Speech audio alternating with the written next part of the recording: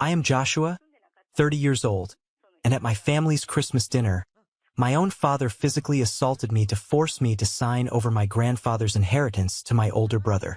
Before I tell you about the shocking legal trap that left my parents completely speechless and powerless, let me know where you are watching from in the comments.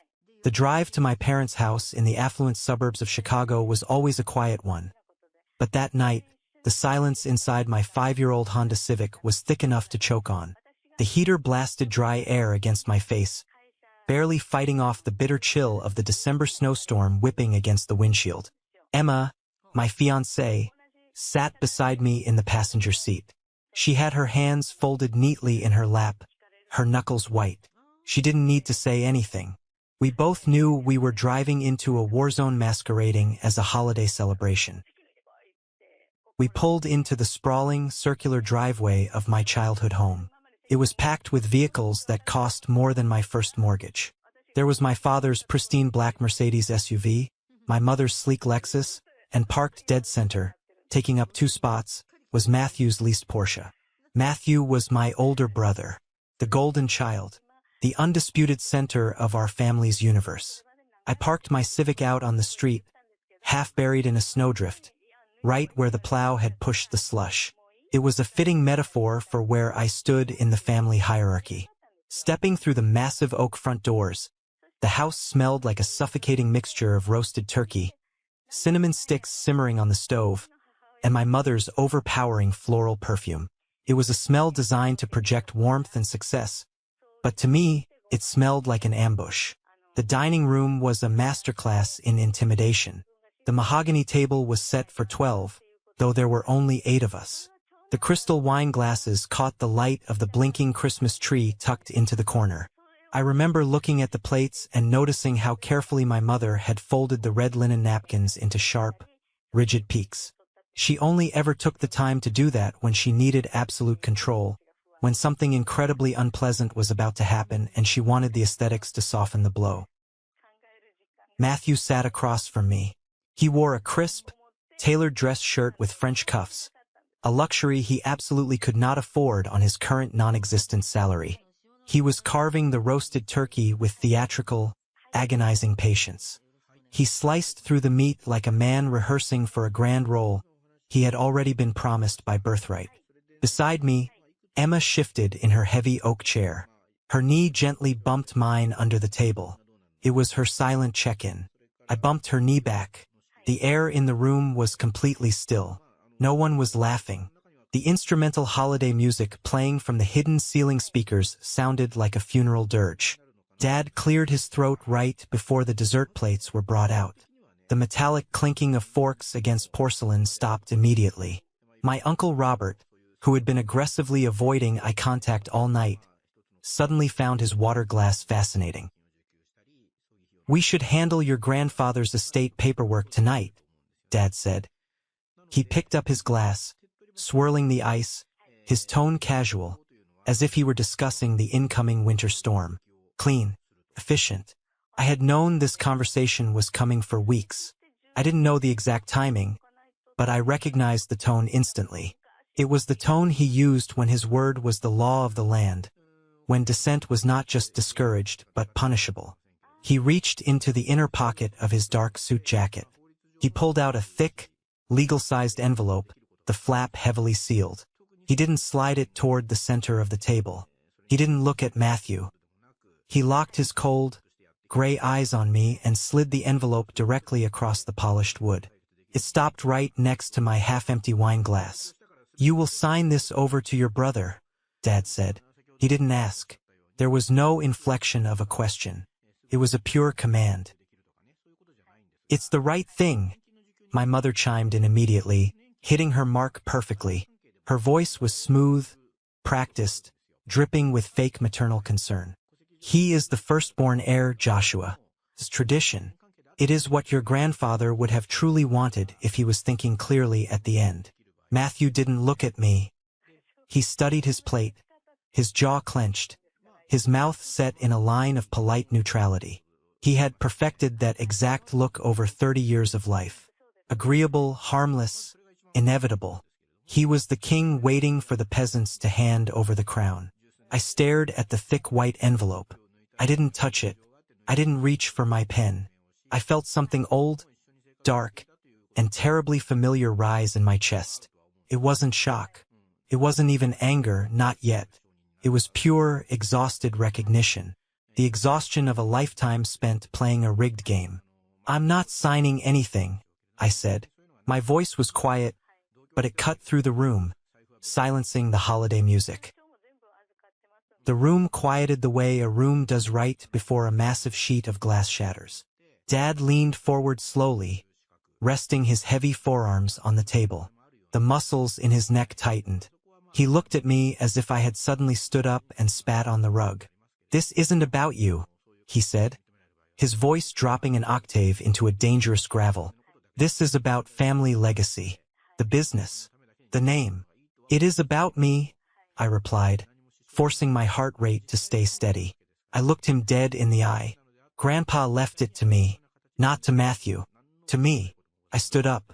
I didn't push my chair back violently. I just stood, needing to create physical space between myself, that envelope, and the man trying to rob me. That was when Dad stood too. He moved faster than a man his age should. He lunged across the corner of the table, knocking over a crystal salt shaker. He grabbed my arm. His thick fingers dug into my bicep, biting into the muscle through my shirt. Not hard enough to break the bone, but hard enough to send a clear, undeniable physical threat. The dining room instantly shrank around his grip. "You will do as I say," he growled. The mask of the civilized, wealthy patriarch was entirely gone. His teeth were bared. A thick vein pulsed at his temple. "Don't embarrass this family tonight, Joshua. Sign the damn paper." I looked down at his hand on my arm. I noticed the strange, sharp details of the moment. The slight tremor of rage in his wrist. The way my mother looked away toward the window, refusing to witness the violence she helped orchestrate. The way Matthew finally looked up, his eyes wide, calculating the fallout. And then, a calm, incredibly deep voice from the kitchen doorway spoke. "That won't be necessary." Dad froze. His fingers twitched on my arm. We all turned, to understand exactly how this simple holiday dinner turned into a legal execution. You need to know what led us to this frozen, breathless moment. You need to know exactly why my grandfather bypassed his favorite son, bypassed his golden firstborn grandson, and left the keys to the kingdom to the family ghost. I spent my entire life standing in Matthew's shadow. It wasn't just a shadow. It was a total, suffocating eclipse. Matthew was 4 years older, louder, significantly more charming, and effortlessly manipulative. To my parents, he was the rising star, the heir apparent to the upper-middle-class throne they had built. I was just the backup plan, the spare parts. The differences weren't subtle. They were broadcasted daily. When Matthew turned 18, a brand-new, silver BMW magically appeared in our wide driveway with a giant red bow on the hood. I remember standing on the porch in my socks, watching Dad hand him the keys with tears of pride in his eyes. When I turned 18 4 years later, I got a firm handshake from Dad in his study and a long, exhausting lecture about the importance of building my own credit score. I ended up working 3 brutal part-time jobs in high school, flipping burgers, stocking grocery shelves at midnight, and mowing lawns, just to afford the insurance and gas for a rusted, beat-up 1998 Toyota that broke down on the highway twice a month. But the real division, the wound that never actually healed, was always financial. When it was time for me to go to college, the narrative in the house drastically shifted. Dad called me into his home office. The room smelled like expensive cigars and leather. The walls were lined with framed photographs of him and Matthew on various hunting trips and golf tournaments. There were no pictures of me. "Joshua, sit down. We need to talk about your college fund," Dad had said, shuffling papers on his mahogany desk, actively refusing to look me in the eye. "Matthew's new tech startup venture needs a massive cash injection. He's on the verge of something huge, a real game changer. We're reallocating the accounts to help him secure a commercial lease. You're a smart kid. Smarter than him, honestly. You'll figure out the student loans. It builds character." I was 18 years old. I sat in that leather chair and watched my entire future, the money my grandparents had initially seeded for my education, get handed to my brother to fund a company that went spectacularly bankrupt 9 months later. Matthew didn't even apologize. He just shrugged at the dinner table one night, told everyone the market simply wasn't ready for his visionary genius, and moved back into his sprawling childhood bedroom. I figured it out. I took the high-interest loans. I worked night shifts at a freezing logistics warehouse, loading trucks until my back screamed, while taking a full course load of business classes during the day. I graduated with honors, bleeding sweat and debt. Matthew, meanwhile, was on his third funded sabbatical backpacking through Europe to find himself. The dynamic never changed, no matter how old we got or how much I achieved. Every single milestone I earned was systematically minimized. 5 years ago, when I landed a massive promotion at my corporate logistics firm, a promotion that officially doubled my salary and made me the youngest regional director in the company's history, I made the foolish mistake of inviting my parents and Matthew out to a high-end steakhouse downtown to celebrate. I paid for the entire meal. I bought the expensive wine. When the waiter brought out the champagne, my mother raised her glass. The crystal sparkled in the dim restaurant light.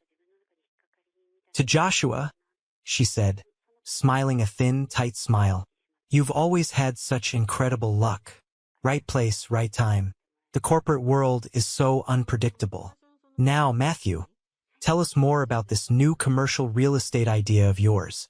It sounds absolutely thrilling. Luck, the 80-hour work weeks, the missed holidays, the grinding, soul-crushing stress of climbing the ladder while carrying crippling student debt." They looked right at it and called it luck. I sat there, cutting into my medium-rare steak, and I finally realized the brutal truth. In their eyes, I would never actually earn anything. Matthew's catastrophic financial failures were always painted as brave entrepreneurial risks. My hard-fought successes were just selfish accidents. The only person in the entire bloodline who saw through the smoke and mirrors was Grandpa. Arthur Sr. was a hard, unforgiving man. He built a regional manufacturing supply company out of the trunk of his car in the 1960s and sold it for a fortune a decade before I was born. He didn't talk much at family gatherings, but he watched everything. While my parents fawned over Matthew's loud, exaggerated stories in the living room, Grandpa would quietly catch my eye and motion with his cane for me to follow him into the sunroom. We played chess, hundreds of games over the years, sitting in the quiet, dusty sunlight. He never let me win, not once.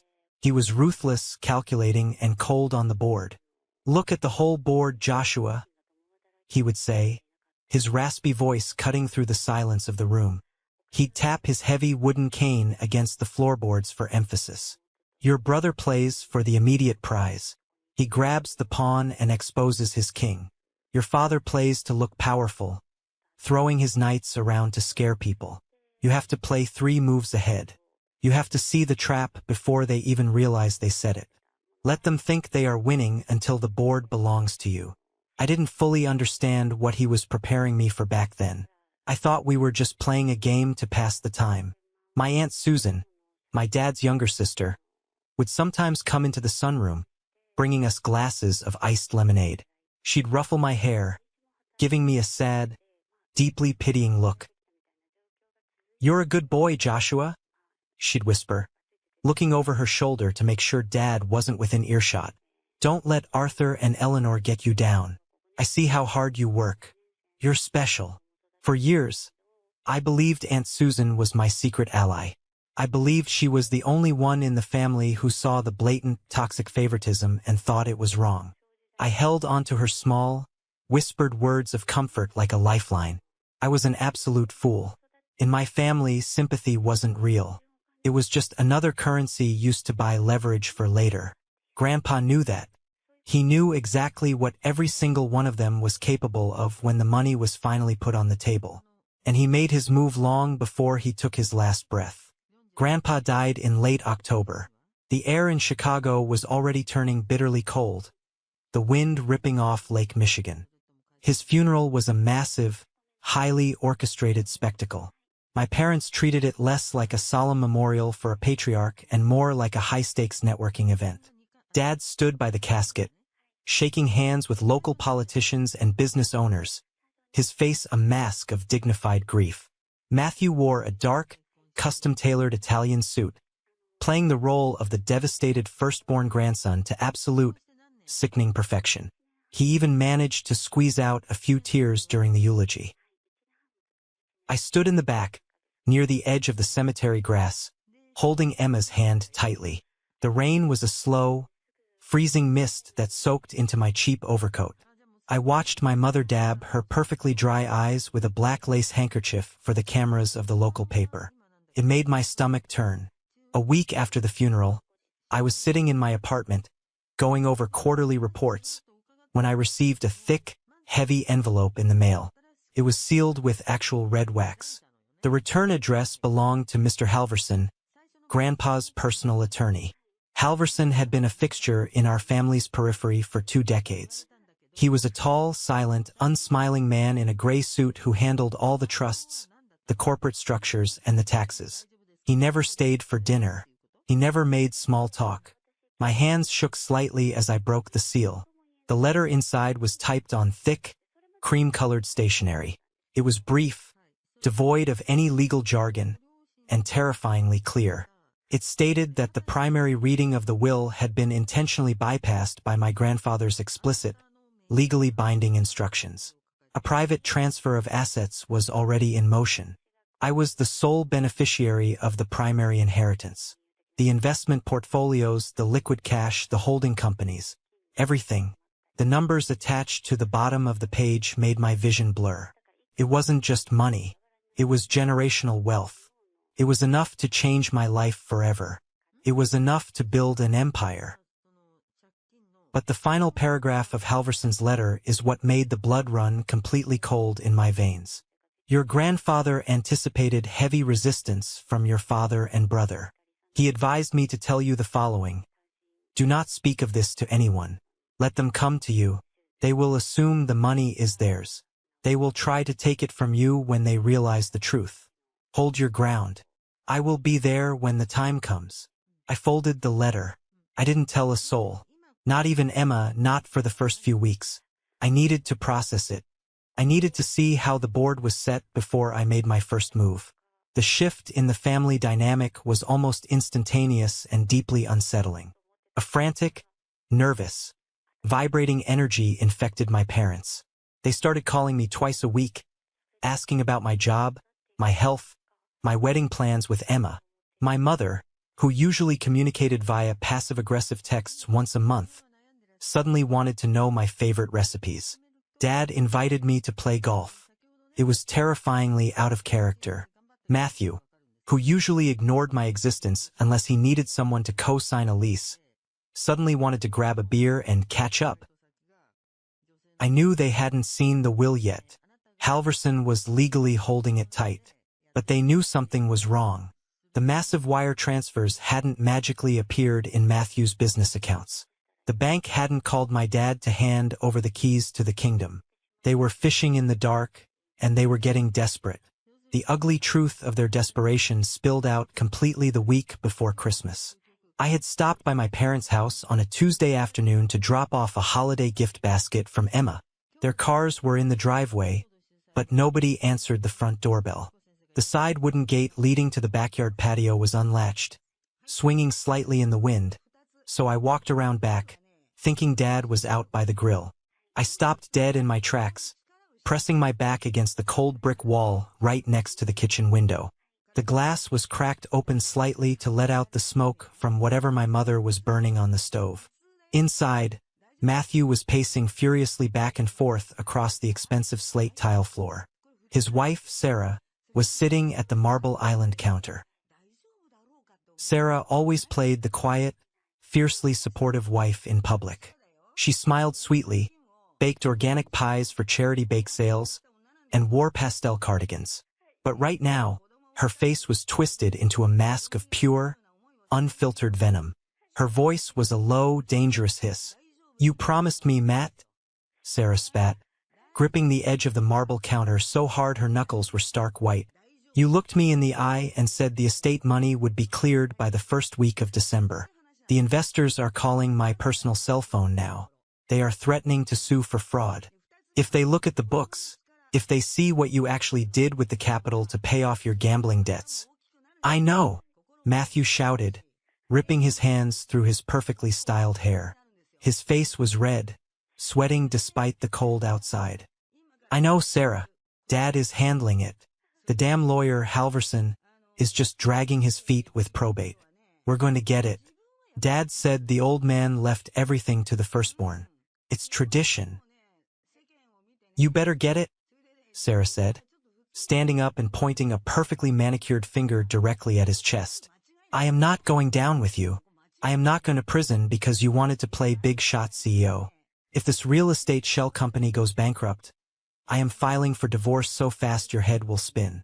I will take the house, I will take the cars, and I swear to God, I will take full custody of the dog. You fix this. You make Joshua sign over whatever pathetic little piece they threw at him, or you're dead to me. I stepped back from the window, my heart hammering against my ribs like a trapped bird. My breath plumed in the freezing air. Matthew wasn't just waiting for a windfall to buy a new boat. He was drowning. He had actively defrauded his own investors to fund his luxury lifestyle and cover his massive debts. And now the bill had come due with a vengeance. And Sarah, the sweet, demure sister-in-law, was the architect holding the whip, threatening to destroy him. They needed Grandpa's inheritance to cover up a massive financial crime. I walked quietly back to my car, the gravel crunching loudly under my boots. The cold wind bit at my face, but my mind was completely, sharply clear. Grandpa had known. He had watched Matthew's businesses operate. He knew Matthew would destroy the family legacy to save his own skin. He knew Dad would enable him, covering up the crimes to protect the family image. He left it to me because he knew, beyond a shadow of a doubt, that I was the only one who wouldn't burn it to the ground. The battlefield was officially set. Christmas dinner wasn't going to be a celebration of family. It was going to be an ambush. We arrived at my parents' house at exactly 6 o'clock on Christmas Eve. Before we walked up the wide brick porch steps, Emma stopped me. She grabbed the lapels of my winter coat, her dark eyes locking fiercely onto mine. I had told her everything 2 nights ago, the exact amount of the money, Halverson's cryptic letter, the devastating conversation I had overheard between Matthew and Sarah. You don't owe them a single thing, Joshua, Emma said softly, but her grip on my coat was like iron. Whatever happens in that room tonight, you hold your ground. Do not let them shrink you. I am right beside you. I've got your back. I nodded, taking a deep, freezing breath. I know. Let's get this over with. The moment we stepped inside the foyer, the atmosphere was suffocating. The house was decorated to the extreme, thick green garlands cascading down the grand spiral staircase. A 12-foot imported fir tree dripping in expensive glass ornaments. Frank Sinatra was playing softly on the surround sound system. It looked like a movie set, and everyone was in costume. My mother greeted us at the door with a smile that didn't reach her cold eyes. Joshua, Emma, so glad you could make it through the snow, she sang, reaching out to take our coats. Her eyes immediately darted downward, checking my hands and Emma's purse to see if we were carrying anything resembling legal documents or folders. We moved to the sunken living room. Matthew was standing by the stone fireplace, aggressively nursing a glass of neat scotch. He looked terrible up close. His skin was pale, ashen, and there were dark, heavy circles under his eyes. He looked like a man walking to the gallows. Sarah was sitting perfectly straight on the white leather sofa, her posture rigid, her eyes tracking me across the room like a sniper zeroing in on a target. Dad was holding court by the mahogany wet bar. He poured me a bourbon, his heavy hand clapping down on my shoulder with fake, boisterous affection. Good to see you, son. Tonight is about family, about sticking together when times are tough. I took the glass, feeling the burn of the liquor. Always, Dad. Dinner was a masterclass in psychological warfare. We sat down at the massive table. Emma immediately noticed the tactical seating arrangement. They had placed me dead center on the long side of the table, flanked by my father on my immediate left and Aunt Susan on my right. Matthew and Sarah were directly across from me. Uncle Robert sat at the far end, out of the line of fire. It was a military formation. They had me completely surrounded, cutting off any physical escape route. The meal progressed in agonizingly slow motion. We ate the dry turkey. We passed the mashed potatoes. The conversation was shallow, aggressive small talk. Matthew bragged about a fictitious new client. Dad talked about the stock market. But the underlying tension was a physical weight pressing down on my chest. I chewed my food, tasting absolutely nothing. Then came the moment. Dad cleared his throat. The clinking of silverware vanished. The trap was sprung. He delivered a long, emotional speech about family legacy. He talked about how Grandpa built everything from scratch with his bare hands. He talked about the sacred duty of tradition. And then he produced the envelope. "You will sign this over to your brother," Dad commanded, sliding the thick paper toward me. As the envelope stopped near my glass, Aunt Susan leaned in close to me. The aunt who used to bring me lemonade. The aunt who told me she saw how hard I worked. "Just sign it, sweetie," Susan whispered, her voice trembling slightly, her breath smelling of cheap red wine. She placed a warm, clammy hand over mine. "Don't cause a scene tonight. Your brother really needs this right now. The family needs peace. We all have to make sacrifices for the greater good." I turned my head and looked at her. I really looked at her. Her eyes were wide, dilated, deeply panicked. And in that split second, the final puzzle piece clicked into place. Susan wasn't acting out of a desire for family harmony. She was terrified for her own survival. "How much did you lend him, Susan?" I asked. My voice was barely above a whisper, but in the dead silence of the room, it rang out like a bell. Susan flinched violently as if I had physically slapped her. She pulled her hand back from mine instantly, knocking her fork onto the floor. Matthew's head snapped up. Sarah closed her eyes and let out a long, slow breath. "How much of your retirement money did you give Matthew for his real estate scam?" I pressed, my voice hardening, turning to face her fully. "You're not asking me to make peace. You're asking me to bail you out because you know he lost it all. That is enough," Dad roared, slamming his heavy fist onto the mahogany table. The crystal wine glasses shook, sloshing red liquid onto the pristine white tablecloth. "I'm not signing anything," I said loudly, pushing my heavy oak chair back, the wood scraping harshly against the floor. The illusion of a happy family shattered completely into a million jagged pieces. Dad stood up, his face flushed a dangerous, deep purple with rage. He lunged across the corner of the table.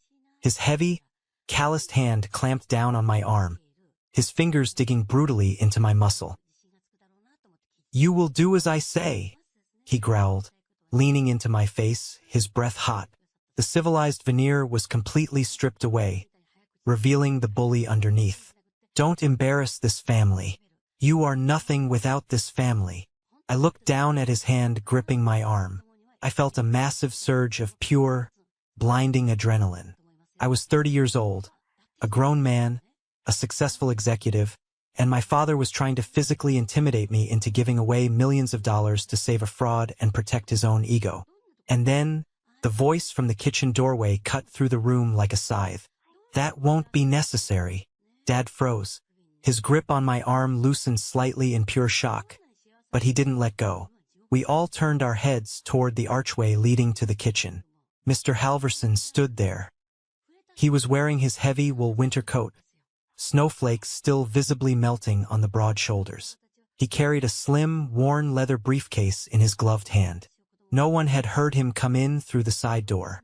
My mother had actually invited him, assuming he was there to facilitate my surrender, to notarize the paperwork of my defeat. She had thought she was weaponizing Grandpa's lawyer against me. "Why are you standing there lurking in the dark?" Dad demanded, recovering his aggressive posture, puffing his chest out. "Get in here, Halverson. Tell this ungrateful kid what his legal obligations are to his family. Tell him about the trust." Halverson stepped into the dining room. He didn't rush. He didn't look intimidated by my father's yelling. He walked with the slow, measured, terrifying pace of an executioner who knew exactly how the sentence would end. He walked past Matthew, past my mother, and stood directly behind my chair. He placed his leather briefcase on the table, right next to the untouched envelope my father had thrown at me. He clicked the brass locks open. The sharp, metallic sound echoed loudly in the silent, tense room. "I am here," Halverson said, his voice smooth, cold, and utterly devoid of emotion. Because Arthur Sr. anticipated this exact conversation. He anticipated the coercion. He anticipated the aggression. Silence thickened. You could hear the faint hum of the refrigerator in the next room. Halverson looked down at me, not asking for permission, but acknowledging my position as the head of the board. I gave a single, slow nod. Checkmate. The estate was structured intentionally over the last 3 years, Halverson continued, pulling a stack of heavy, watermarked legal documents from his briefcase and laying them flat on the table. The primary inheritance, including all liquid assets, the investment portfolios, the stock options, and the holding companies, were granted solely, entirely, and irrevocably to Joshua. Matthew let out a sound that was half scoff, half choke. "This is ridiculous," he muttered, his voice shaking uncontrollably. "It's just money. I'm the oldest. I'm the firstborn. I'm running a business. He's just a corporate drone. You can't do this."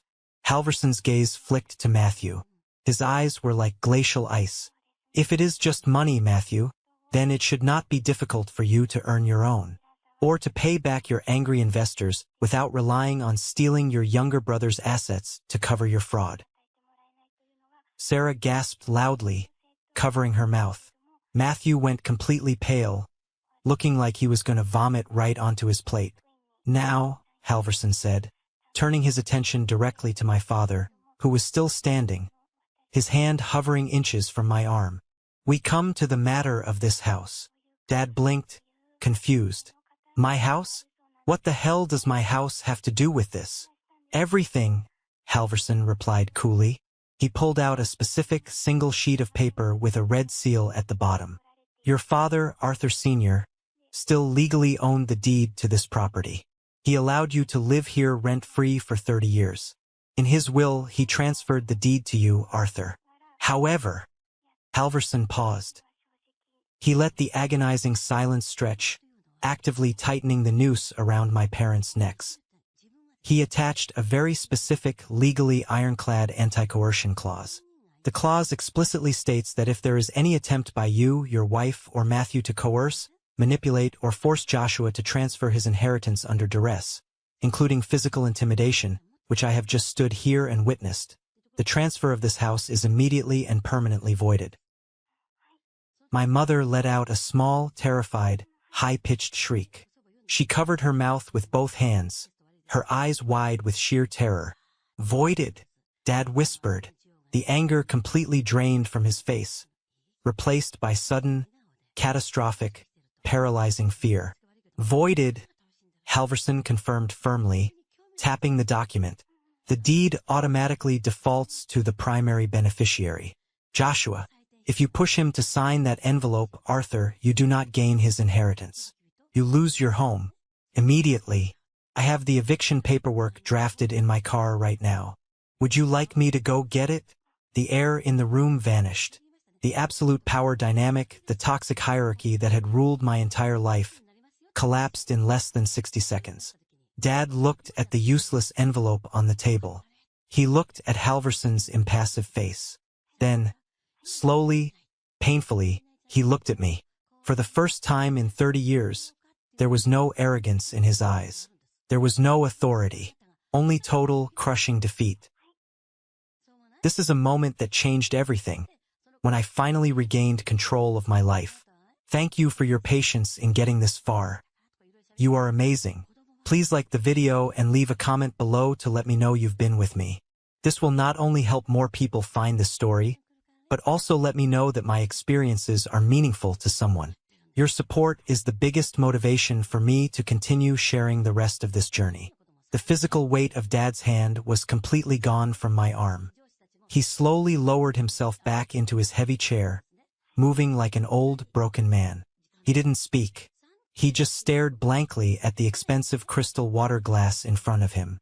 He looked like a man who had stepped on a landmine and was just waiting for the inevitable click. My mother, realizing that the aggressive, domineering approach had utterly failed, instantly pivoted to her secondary weapon, playing the ultimate wounded victim. Tears streamed down her meticulously powdered face, ruining her makeup. "Joshua," she sobbed, her voice trembling with manufactured heartbreak, reaching her hands out across the table toward me. "How can you do this to us? How can you sit there and let this cold man threaten your own flesh and blood with homelessness on Christmas Eve? You're choosing money over your family. Your grandfather was sick. He was cruel and senile to do this to us. He didn't know what he was doing." I looked at her. I searched my heart for a shred of sympathy, a shred of the guilt that used to control me. I felt absolutely nothing. The invisible strings she had pulled my entire life were severed permanently. "Grandpa wasn't cruel, Mom," I said, my voice eerily calm, echoing in the quiet room. "He just saw you. He saw all of you for exactly what you are. He knew exactly what you would do to me if he didn't put a loaded legal gun to your head to stop it." I looked over at Uncle Robert, Dad's younger brother, who had been sitting quietly at the far end of the table the entire time. He was the reluctant witness. He knew the emotional abuse I took for years. He knew Matthew was a reckless fraud. But right now, Robert was aggressively staring at his half-eaten mashed potatoes, refusing to make eye contact with anyone. He was a coward, just like the rest of them, preferring peace at the cost of my sanity. "Nobody is kicking you out of the house, Mom," I said, standing up tall. I looked down at my father. "You can keep the house, as long as you never, ever ask me for a single dime to fund Matthew's failures. As long as you never try to dictate my life, my career, or my marriage again. The bank is closed. Forever." Emma stood up beside me. She didn't say a word, but she didn't need to. Her presence was an unshakable fortress. She picked up her purse and slung it over her shoulder. "This is ridiculous," Matthew finally snapped, slamming his hands on the table, his voice cracking with hysteria. "You're destroying the family business, Josh. I'm going to lose everything. The investors are going to ruin me." "You already lost it, Matt," I replied, grabbing Emma's coat from the back of her chair and helping her into it. "You lost it when you lied on your loan applications. I'm not your safety net anymore. Fix your own life." Sarah stood up, her chair scraping violently against the hardwood floor. She grabbed her designer purse, her face a mask of furious, undisguised disgust. She didn't look at me. She didn't look at my parents. She glared directly at Matthew. "Call me when your lawyers figure out how you're keeping me out of federal jail," Sarah spat at her husband. Without another word to anyone, she turned on her heel and marched out of the dining room. The heavy oak front door slammed shut a moment later, rattling the windows. The sound echoed through the silent house like a gunshot. Matthew buried his face in his trembling hands, letting out a pathetic sob. Aunt Susan was quietly crying into her napkin, mourning her lost retirement fund. I looked around the room one last time. The beautiful, expensive decorations, the perfect, untouched roasted turkey, the blinking festive lights. It was a beautiful stage designed for a very ugly play, and my part in it was officially over. Mr. Halverson gathered his documents, snapped his briefcase shut with a final, decisive click, and gave me a slight, respectful nod. He walked out the back door, disappearing into the cold night as quietly as he had arrived. "This will change things, Joshua," Dad said, not looking up from the table. His voice was hollow, scraped out. It wasn't a threat anymore. It was a complete surrender. "I know," I answered simply. Emma and I walked out of the dining room, down the long, carpeted hallway, and out the front door. We stepped off the porch and into the freezing December night. The snow was falling much heavier now, thick white flakes covering the luxury cars in the driveway, covering the perfectly manicured lawn. The cold air hit my lungs, And for the first time in my entire life, it felt incredibly clean. I wasn't just walking away from a ruined holiday dinner. I was walking out of a psychological prison I had lived in for 30 years. I squeezed Emma's hand, and we walked down the dark street toward my old, beat-up car, leaving the wreckage of my family's lies buried deep in the snow behind us. 2 years have passed since that freezing Christmas Eve. 2 years since I walked out of my parents' front door, held Emma's hand, and left the toxic, suffocating illusion of our family completely behind me in the snow. People often ask me in the comments on my older videos what happens after the big dramatic confrontation. Movies and television shows usually end right there. The hero says his piece, the villains are left speechless, the music swells, and the credits roll as he walks off into the winter night. But in real life, the sun comes up the next morning. You wake up in your own bed, make a pot of coffee, and you have to figure out how to actually live the life you just fought so hard to protect. You have to build something out of the silence. And the immediate aftermath of that night was exactly that. Total, deafening, heavy silence. For the first few weeks of January, I kept my phone on my desk at work, fully expecting the screen to light up with my father's name. I expected him to show up at my apartment complex, red-faced, pounding on the door, and screaming about disrespect. I expected my mother to stage some kind of elaborate, fake medical emergency just to force me to rush to the hospital so she could corner me in a waiting room. I braced myself for Aunt Susan to ambush me in the parking lot of my office. But nothing happened. The phone didn't ring. There were no unannounced visits. Mr. Halverson's legal trap was so perfectly executed, so incredibly ironclad, that it completely paralyzed them. They were terrified. For the first time in my father's life, he was not the one holding the cards. They knew that one wrong move, one aggressive phone call, or one threatening text message demanding a piece of the inheritance could legally trigger the anti-coercion clause. If they pushed me even an inch, they would lose the deed to the massive suburban house they were living in. Grandpa had essentially built an invisible electric fence around my life, and my parents knew exactly how high the voltage was. So, I took the massive, quiet space they were forced to give me, and I started building my future. I didn't go out and buy a fleet of luxury sports cars to post on social media. I didn't buy a massive 10-bedroom mansion just to show off to people I didn't even like. I remembered what my grandfather taught me over all those quiet games of chess in his sunroom. I looked 3 moves ahead. The board finally belonged to me, and I was going to secure my king. I took the inheritance and sat down with a team of top-tier financial advisors in the city. We spent weeks going over the numbers, structuring the assets so they would be bulletproof. I invested the vast bulk of the money into a highly diversified portfolio of sustainable, long-term index funds, municipal bonds, and low-risk commercial real estate trusts. I didn't want the flashy, high-risk gambling that my brother Matthew loved. I wanted absolute stability. I wanted the kind of generational wealth that is quiet, the kind that grows in the background and lets you sleep completely soundly at night without checking the stock market every 5 minutes. With the remaining liquid capital, I made the biggest move of my career. I finally walked into my boss's office and quit my grueling corporate job. I had spent years climbing that ladder, securing promotion after promotion, doubling my salary just to prove my worth to a family that never cared. But I didn't need their validation anymore. I used my years of hard-fought experience, my deep understanding of the industry, and my extensive list of professional contacts to start my own mid-sized logistics consulting firm. I rented a bright, modest office space in a good part of downtown Chicago. I bought sturdy desks, good computers, and I hired a small, fiercely dedicated team of people who were hungry to build something real. It was incredibly hard work. The 80-hour weeks didn't magically disappear just because I had money in the bank. But the exhaustion felt completely different. For the first time in my life, I was working entirely for myself. I wasn't carrying the massive, crushing weight of my brother's financial failures. I wasn't constantly looking over my shoulder to see if my father approved. Every single hour I put into that office built my own legacy, not theirs. And as my professional life flourished, my personal life blossomed in ways I never thought possible.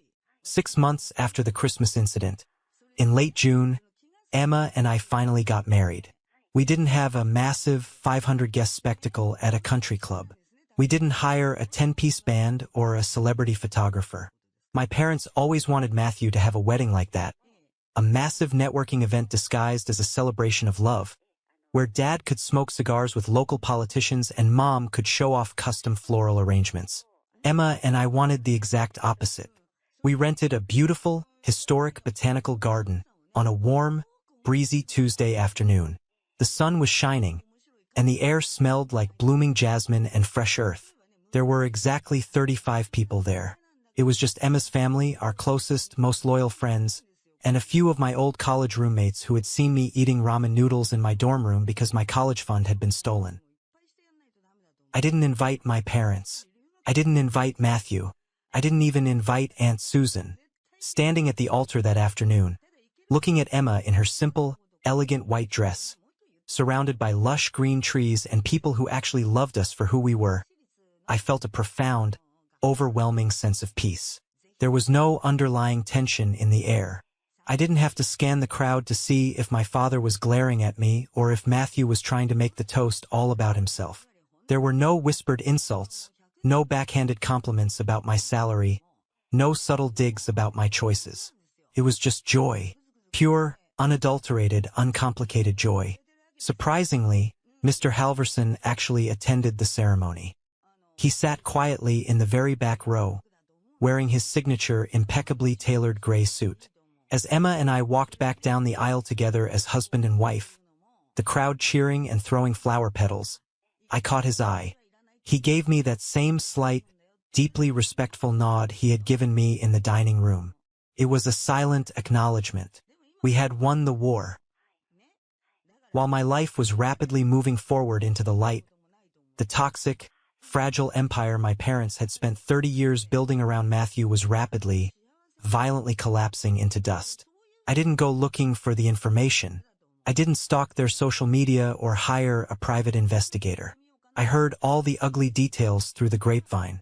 The city is big, but the circles of wealthy suburban gossip are incredibly small. People from my parents' country club and old family friends simply couldn't resist calling me to share the disaster, hoping I would give them the inside scoop on the family drama. Matthew's fraudulent commercial real estate venture imploded spectacularly by the end of January, barely a month after the Christmas dinner. Without the massive, multi-million-dollar cash injection he was expecting to steal from my inheritance, he simply couldn't hide the missing funds anymore. His angry investors finally lost their patience and demanded a full, independent forensic audit of his company's books. When the auditors dug into the accounts, they didn't just find poor business decisions. They found blatant criminal theft. They saw the cooked books and realized Matthew had been actively funneling their investment capital into offshore accounts to pay off massive personal gambling debts. He had used their money to fund luxury vacations to Aspen, to buy expensive watches, and to lease that beautiful Porsche he parked in my parents' driveway. The investors immediately filed a massive, multi-million-dollar class action lawsuit for fraud and gross negligence. They wanted his head on a spike. The moment the legal papers were served by a federal courier, Sarah made her move. Just like I had heard her threaten through the cracked kitchen window that cold afternoon, she didn't hesitate for a single second. She saw the sinking ship, and she secured her own lifeboat. She filed for divorce the very next morning. It was an absolute bloodbath in the family court system. Sarah didn't just want out. She wanted to leave a crater where Matthew's life used to be. She hired the most ruthless, aggressive divorce lawyer in the entire state of Illinois. She successfully argued that Matthew had committed extreme financial infidelity and endangered her livelihood and reputation. Since they had no children to fight over, the custody battle became entirely, viciously focused on the remaining assets. She fought tooth and nail for custody of their purebred golden retriever. She fought for the remaining leased luxury vehicles. She legally laid claim to every single piece of expensive furniture, art, and jewelry inside their luxury downtown penthouse. She painted herself as the innocent, naive wife who was horribly deceived by a monster. The judge bought every single tear she cried on the stand. She won almost everything. She left Matthew with absolutely nothing but the designer clothes in his suitcase and a mountain of federal legal trouble that threatened to put him behind bars for a decade. Matthew was completely, thoroughly ruined. The golden child, the firstborn heir who was supposed to carry the proud family name into the stratosphere, was facing potential federal prison time and complete, unrecoverable personal bankruptcy. And my parents, completely unable to break their lifelong, toxic habit of enabling him, stepped right in to save their favorite son from the consequences of his own actions. Because I had legally and permanently blocked them from touching my money, they had to use their own safety net. They went to the bank and took out a massive, high-interest second mortgage on the house. The very same house I had generously allowed them to keep by not pressing the issue. They drained every single penny of their own retirement accounts. They sold my mother's jewelry. They sold my father's vintage car collection. They liquidated everything they had spent 40 years accumulating just to pay for Matthew's high-priced criminal defense lawyer and to secure a massive out-of-court financial settlement with the angry investors to keep him from going to federal prison. Matthew avoided a jail cell by the absolute skin of his teeth, but the cost to my parents was absolute, grinding devastation. He had to move back into his childhood bedroom at 36 years old, a disgraced, bankrupt man with no prospects and a ruined reputation in the city. My parents, who were supposed to be spending their golden years traveling through Europe, drinking fine wine, and playing golf at the exclusive country club, are now drowning in a massive sea of toxic debt. They had to cancel their country club membership. My father had to take a consulting job he hates just to cover the monthly interest payments on the second mortgage. They are essentially living paycheck to paycheck, trapped in a giant, drafty, empty house they can barely afford to heat in the harsh Chicago winters, completely supporting a grown man who still refuses to get a real job because he thinks working a regular salary is beneath his dignity. The holidays are completely different for me now. The knot of anxiety that used to form in my stomach every November is totally gone. Emma and I spend Thanksgiving cooking together in our own warm kitchen, drinking good wine, laughing, and watching football with the dog sleeping by the fire. We spend Christmas with her parents in Ohio, surrounded by loud, chaotic, genuine, unconditional love. We exchange thoughtful, inexpensive gifts, and nobody brings up stock portfolios or legacy. Every once in a while, usually right around a major holiday or on my birthday, my phone will buzz on the kitchen counter. I will look down and see a text message from my mother.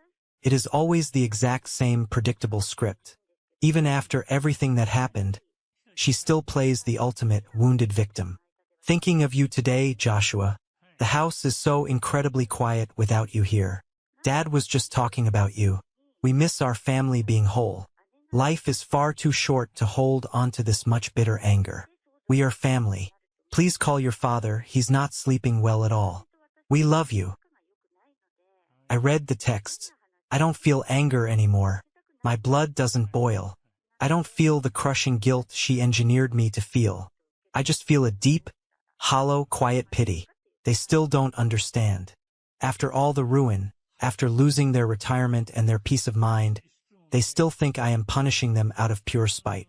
They refuse to look in the mirror and acknowledge that their own toxic favoritism, their constant enabling, and their blinding greed are exactly what burned the family down to the studs. They want me to come back and fix it. They want me to open my checkbook and save them from the reality they created.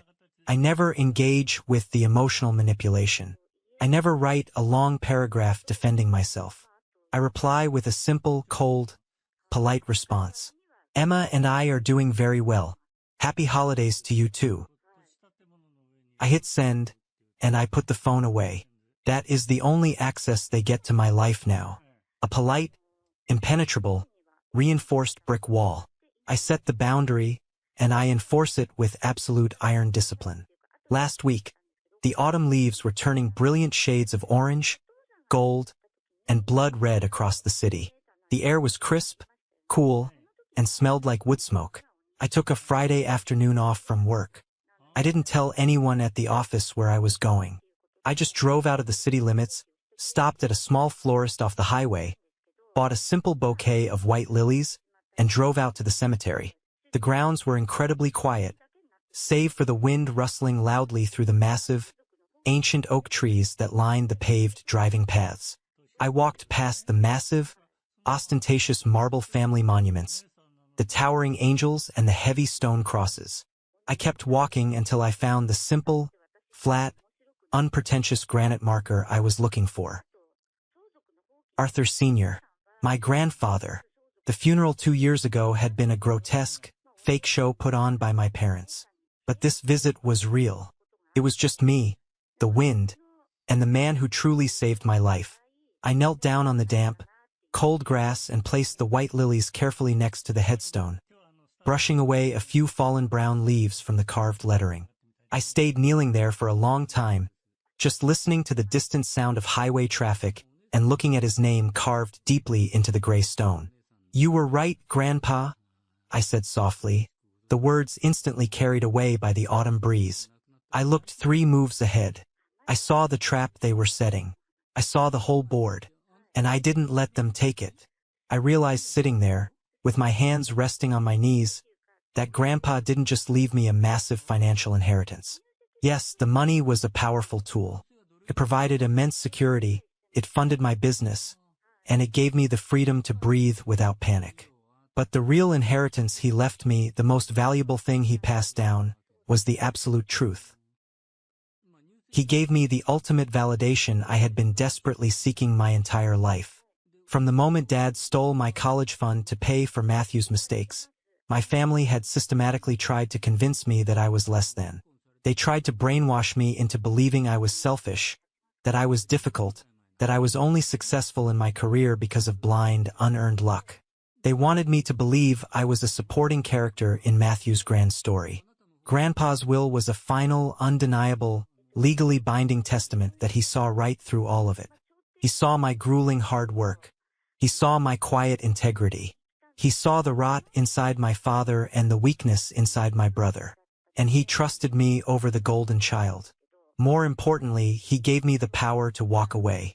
We are taught from a very young age that power looks a certain way. We think power is shouting at the head of a mahogany dining table. We think it looks like a father physically grabbing his son's arm to force submission. We think it's demanding respect based on an arbitrary birth order or a family title. But sitting by that grave, I finally understood what real power is. Sometimes, the most incredible, earth-shattering display of power is simply the moment you realize you do not have to participate in the sick game anymore. It is the profound realization that you are holding the pen, and you do not have to sign the paper. It is the moment a toxic hand lets go of your arm, and you actively choose not to reach back out to them. I stood up, taking a deep breath of the cold air, and brushed the dirt and damp grass off the knees of my jeans. I looked out over the rolling green hills of the quiet cemetery. I am 32 years old now. I have a beautiful, brilliant, fiercely loyal wife who stood by me when I had nothing but a piece of paper and a threat. I have a thriving business that I built from the ground up with my own sweat and strategy. I have a home filled with genuine peace, laughter, and mutual respect. I am not the backup plan anymore. I am not the family bank. I am the sole architect of my own life. My father told me that night, standing in the hallway, that walking out the front door would change things. He meant it as a dark warning. He meant that I would lose their protection, their love, and my place in the family hierarchy. He was absolutely right. Changed everything. Saved my life. Before we wrap up this video today, I want to take a moment to look directly at the camera and share something critically important with all of you watching this right now. If there is one crucial educational lesson, one deep takeaway you get from my entire experience with my family, please let it be this. Family is not a free pass for abuse, manipulation, or financial exploitation. We are deeply conditioned by our culture, by movies, and by society to believe that blood relation means absolute, unquestioning loyalty. We are told that we must tolerate toxic behavior, disrespect, and even outright theft simply because we share a last name or a DNA profile with someone. But that is a dangerous, destructive lie. Respect is something that must be earned every single day, and real love should never, ever come with a hidden financial invoice or a demand for your soul. Setting strict, immovable boundaries with toxic family members is not an act of cruelty, selfishness, or disrespect. It is an act of profound, necessary self-preservation. You have the absolute human right to protect your peace of mind, your hard-earned assets, and your mental health from anyone who tries to tear them down. It doesn't matter if those people are strangers on the street, or if they are the people sitting right across from you at the Thanksgiving table passing the mashed potatoes. If they are hurting you, you have the right to walk away and never look back. Do not let anyone guilt you into setting yourself on fire just to keep them warm. I would love to hear from you now. This community has been incredibly supportive, and I value your perspective. What is the most important lesson or takeaway you got from my story today? Have you ever had to set a difficult boundary with a family member to protect your own peace? Please share your thoughts and experiences in the comments section below. Or, if this story resonated with you, if you found value in the lessons shared, and if you agree with the hard boundaries I had to set, simply drop the word "good" in the comments right now. It lets me know that sharing this difficult, deeply personal journey was worth the effort, and that we are building a strong, emotionally intelligent, and supportive community here together. Thank you so much for listening to my story. Stay strong out there, and I will see you in the next video.